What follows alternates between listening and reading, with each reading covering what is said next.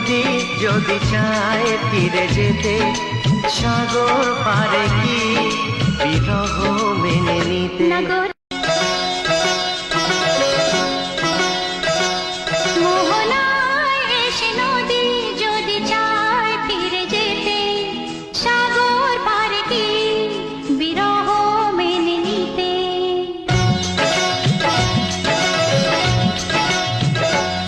মোহনায় এসে নদী যদি চায় ফিরে যেতে, সাগর পারে কি বিরহ মেনে নিতে?